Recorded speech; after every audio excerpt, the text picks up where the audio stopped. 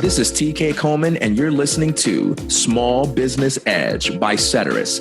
This is the podcast where we deconstruct small business entrepreneurship through conversations with franchisees, passion-based business owners, and other experts. We learn what it takes to succeed.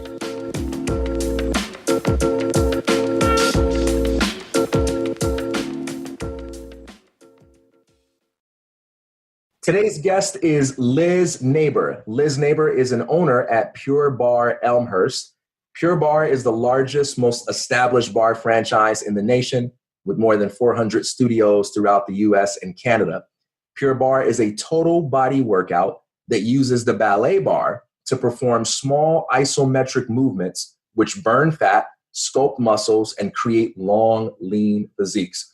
Today, Liz is going to talk with us about her journey to ownership and the kind of work she does to help her bar clients. Liz, thanks for joining me today.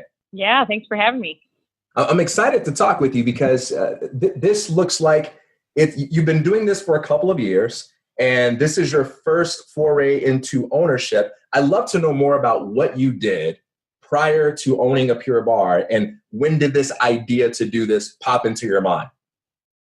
Sure. Yeah. So just to give you a little background, I guess, did I always know I wanted to franchise or own something? Definitely not, I would say. I talked about it, I thought about it, had some ideas.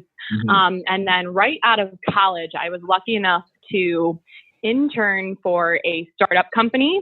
It was an event production company based out of Chicago.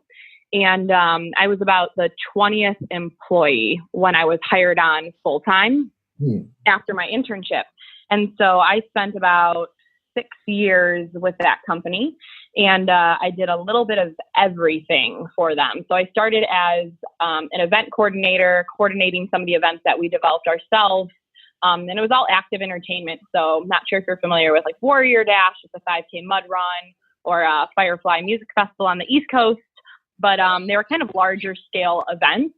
And so started out small and then transitioned into, I was a part of the sponsorship team.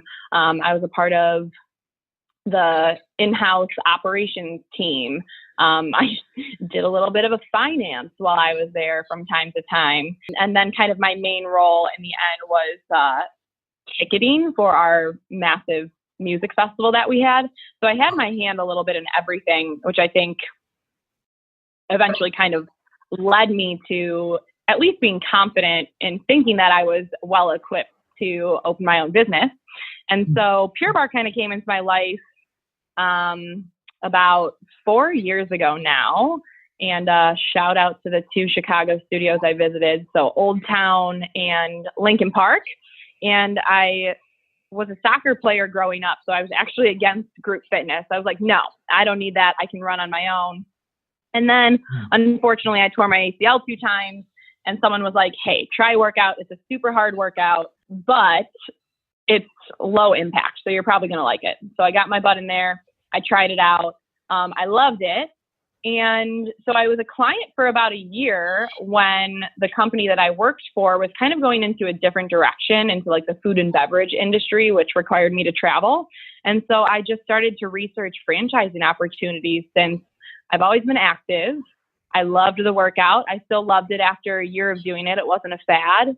And it kind of moved quickly after that. I reached out when I was ready to make a transition, and then kind of interviewed with corporate, put together a business plan, and then started the process. So that was kind of my journey. When you had the idea to go into this, did you feel any self-doubt, any insecurity about your ability to pull this off, your worthiness of this particular franchise? Yeah, I think absolutely. Yeah. Definitely in the beginning, I think you're a little naive to all the intricacies of what happens once you are in like the pre-opening phases and things like that. So initially I was excited to make a transition, make that change in my career, kind of work for myself, things like that. And then as I got into the thick of it and we got closer to opening, definitely self-doubt creeps in. You start to focus a little bit on what could go wrong. What if people don't come? Things like that when you're starting to open. But Yeah. it was a lot about, you kind of have to stop those thoughts right when they happen and just say, hey, like there was a reason you believed in yourself to do it. You've gotten to this point, and you just have to make it work at this. There's a point of no return. And so you got to hunker down and just figure out when that self-doubt comes in, you kind of have to turn that off, and you don't let it happen. Stop it. What I love about your story, Liz, is it really captures the power of that nonlinear path. There's kind of like this misconception in entrepreneurship that you're supposed to figure out what you're going to do for the rest of your life by the time you're 12. And then you just follow a linear path that gets you to that place in the most efficient way possible. And when I talk to people like you, what I find out is that you're on one path, you're doing something that you enjoy, you find great fulfillment in, but in a way that doesn't quite make sense until you look backwards, you find yourself in a position that feels like the logical next step. Was that true in your experience? Did it feel like the kind of thing where when you look back on your life, it makes sense, but it would have been impossible to predict that you'd be doing this 5-10 years ago? Yeah, definitely. I think it's always hard to predict unless you're like an extreme planner, you know exactly what you want to do. I never would have thought that I would own a Pure Barre franchise if I looked back 10 years ago. But I think that's kind of the beauty of it. I definitely put a lot of weight later in life and on experiences and gaining a bunch of different experiences. So I kind of lucked out with my first job, just kind of forcing me into a bunch of different industries, all within the same company. I was exposed to so many different things. And so I was kind of used to that all over the place, non-linear path, not really climbing a corporate ladder type of thing that some people might be used to, jumping around, lots of lateral movements. And so it kind of worked out nicely, but I never would have guessed that this is where I would be at now.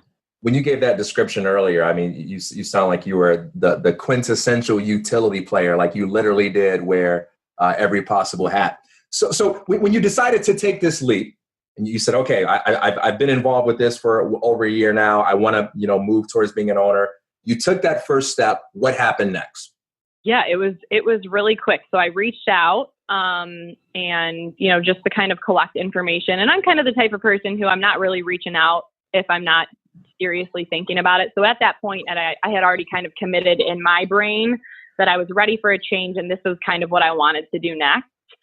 And so reached out to corporate, collected a little bit of information from them, hopped on a few franchising calls, talked to a few different owners, and then I actually applied, like probably within a 2-week time frame. So I applied, kind of went through that process, which actually is a really awesome process because it forces you to, just make sure all of your finances are in alignment and all of your assets and things like that you just don't think of on a day-to-day basis, just because you have to present that all up front.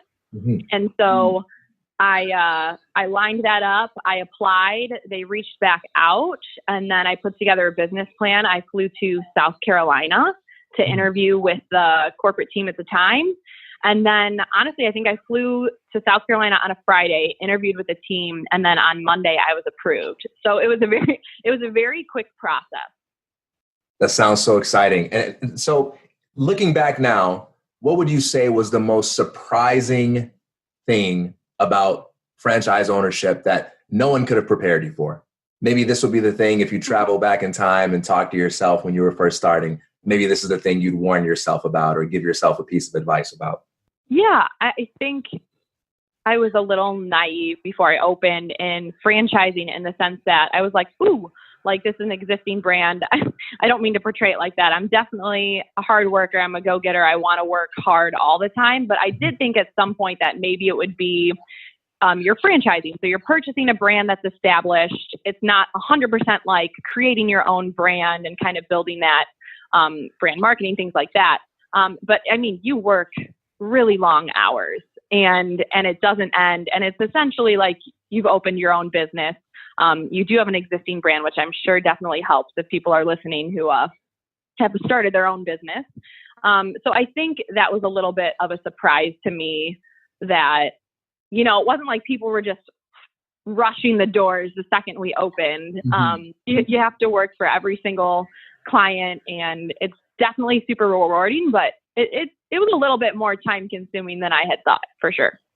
Yeah, it's interesting. The way you're talking about this, you make me think of a conversation that I recently had with my Praxis participants where we talked about these two articles written by Ash Amberger, the founder of the Middle Finger Project. She wrote one article called 21 Reasons You Should Work for Yourself, but then she wrote a companion article called 21 Reasons Why Working for Yourself Will Drive You to Drink, because she wants exactly that realistic understanding, right? That it's not just a walk through the park. Yeah. Yep. Mm-hmm. And by no means did I think it was going to be easy, but I think it just required a little bit more of my time consistently than I had initially thought, but all is well. So let's talk about workflow. Many people aspire to do the kinds of things that you're doing. And one of the most commonly asked questions I get from our listeners is, what do these people do on a day-to-day basis? We know they're hard workers. We know they're visionaries. We know they're creative. We know they're great leaders, but what does their Monday morning look like? What does a random Wednesday afternoon look like? And I know lots of things probably change with all the variables that come with running a business, but can you kind of walk me through what your daily routines are like, what the average work week looks like for you, and how you may manage all the moving parts of your business? Yeah, definitely. It's always different. I'll start with that. But day-to-day changes, which I like that it changes. You're not always doing the same thing.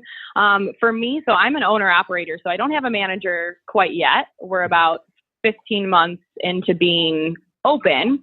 So down the road, that might change. But because I'm an owner-operator, I'm like really, really involved in the day-to-day operations. So I live in the city, but commute to Elmhurst. Elmhurst is about 15 miles west of Chicago. So with Chicago traffic, it could take me 30 minutes or it can take me an hour. It's usually the latter. So I get up pretty early. I'm usually at the studio by 7:30, 8 a.m. Mm-hmm. And then some days I teach a lot, which is definitely a huge source of enjoyment for me. And I recommend it. You create a lot of lasting relationships with your clients when you're in there teaching them. So maybe I'm teaching 2 classes in the morning, and then in the afternoon, throughout the day, it flies by. I could be doing a little bit of marketing, reaching out locally to kind of set up some either in-house events or ways we can partner with people in the community. That's been a huge thing for us, is getting out there and partnering with people. I also could be like today, for instance, I taught 2 classes in the morning. I have a new trainee training to be an instructor. So she came in right after those classes. We worked together one-on-one.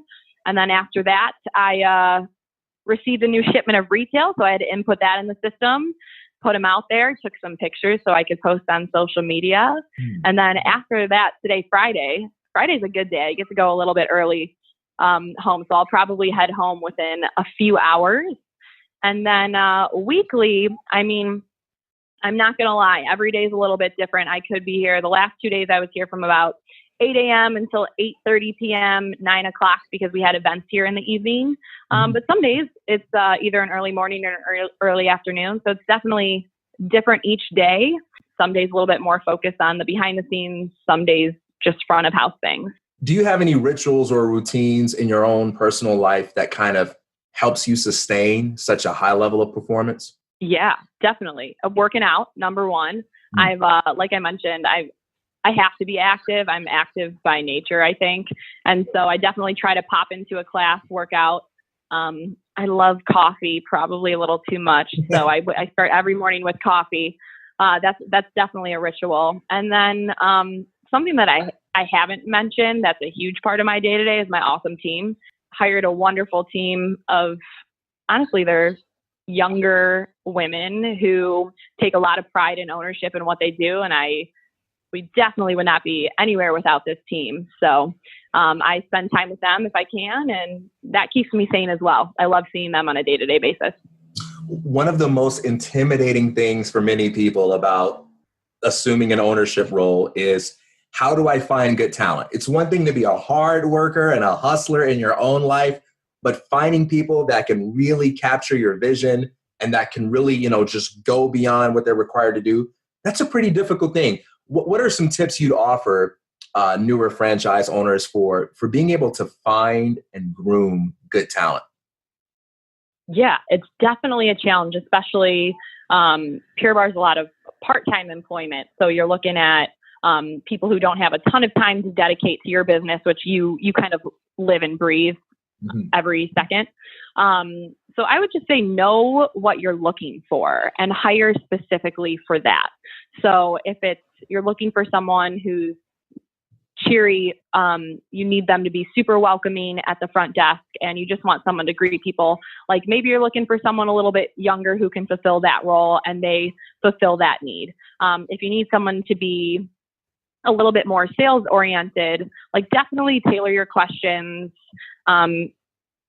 when you're interviewing them or just having a conversation with them to see what their experience is in sales and what they've done in the past. So I think it's just important to know exactly what you're looking for and kind of what your standards are, just as an owner. And when you're looking for good employees who you could trust, I think that's also the number one thing is, can you trust them? I like to have very casual interviews with people, just have conversations, kind of talk about their life, let the conversation flow wherever. And I think you can kind of get a good sense for the type of person they are when they just start to talk to you, just start to talk in general. So you're looking for a trustworthy person, and then definitely try to narrow it down so you can really kind of hone in on what your needs are.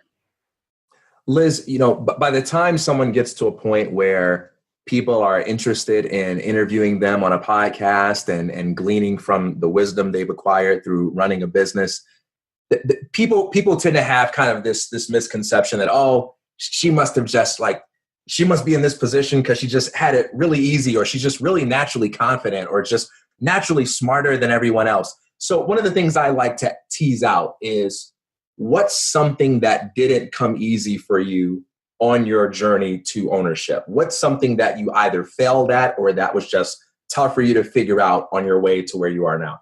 Yeah. I would say for me, I really underplayed how much I probably should have marketed in advance. I thought Pure Barre was going to sell itself because it's an awesome brand and I loved it. And we had a really, really slow start. And I'm very happy to share that because I'm very proud of the success we have today and the growth that we've had each month since we've been open. But marketing does not come easy to me. My husband's in marketing and advertising and, CPRs and CPCs, that means nothing to me at all still to this day.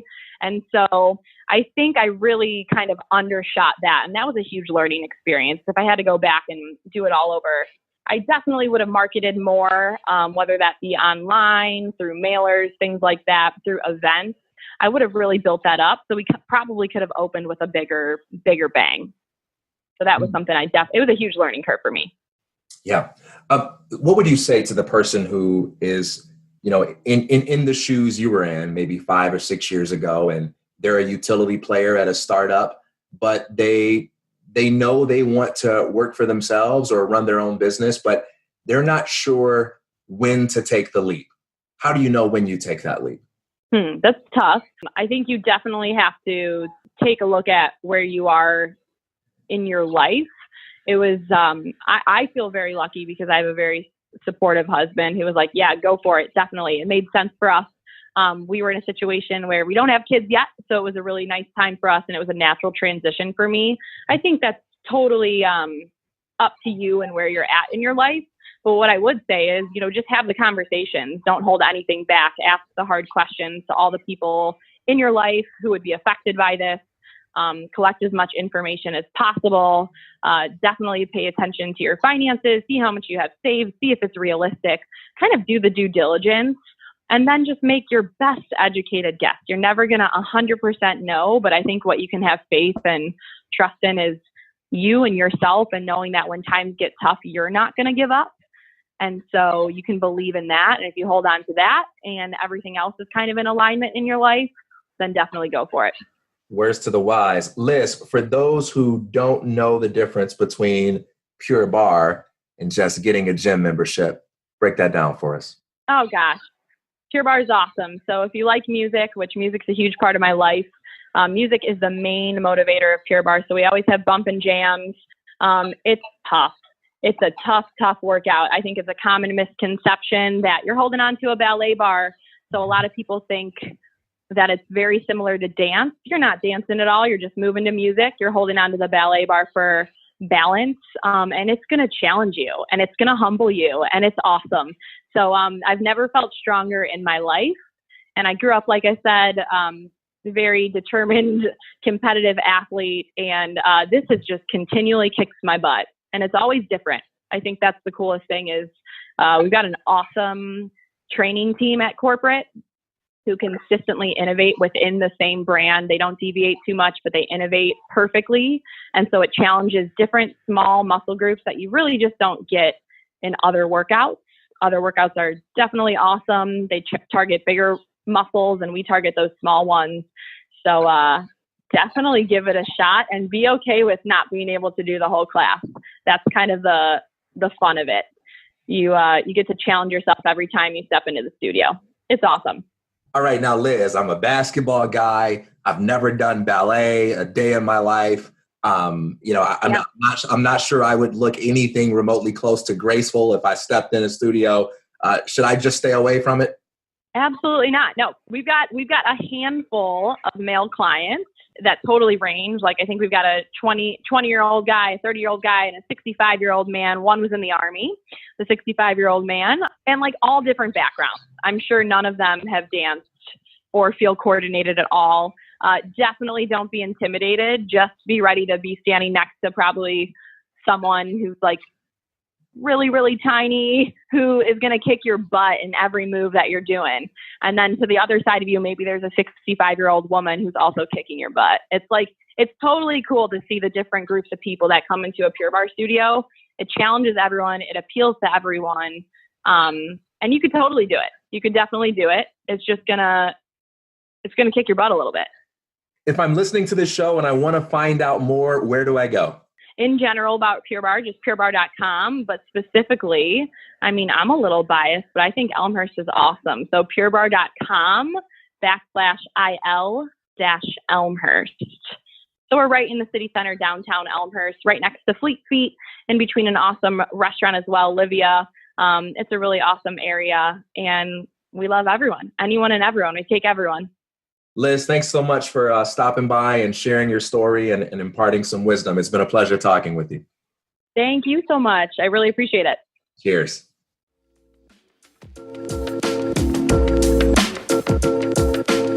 For added insights and a full collection of episodes from Small Business Edge, visit ceteris.com/podcast.